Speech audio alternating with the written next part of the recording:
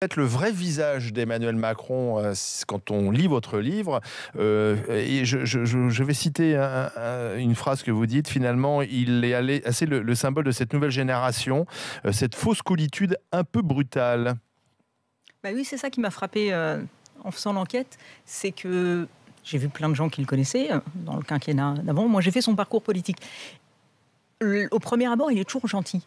Il est toujours extrêmement séducteur. Il est, voilà, il a l'air effectivement cool.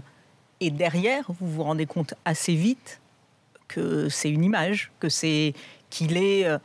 J'ai vu des gens qui étaient ministres avec lui, ils disent tout ça. Ils disent, enfin, toute une partie d'entre eux, ils disent, en fait, il a toujours un double discours. C'est-à-dire qu'il vient vous voir et il vous dit, ceux dont il pensait à l'époque qu'ils étaient modernistes, entre guillemets, vous êtes super, ton projet, c'est vachement bien. Et puis quand il était à l'Élysée et qu'il était donc chargé de défendre leur projet en réunion interne et de défendre les arbitrages, il n'y avait plus personne.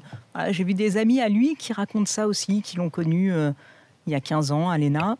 Il a 15-20 ans, et ils disent au début vous croyez qu'il est votre ami, c'est-à-dire il vient vous voir, il vous dit c'est super, dès qu'il reçoit quelqu'un, il a lu absolument tout ce que vous avez écrit, donc il vous flatte, et puis à un moment donné, dans son ascension, il n'a plus besoin de vous, et il vous lâche.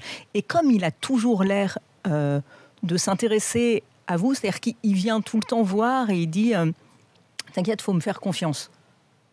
Bon, au bout d'un moment, il y a des gens qui se rendent compte que la confiance n'a pas été... Il agit ainsi, c'est comme ça qu'il a agi avec François Hollande? Tous les gens qui vous racontent ça, ils vous disent tous, ils disent, il suffit d'aller voir Hollande. Hein.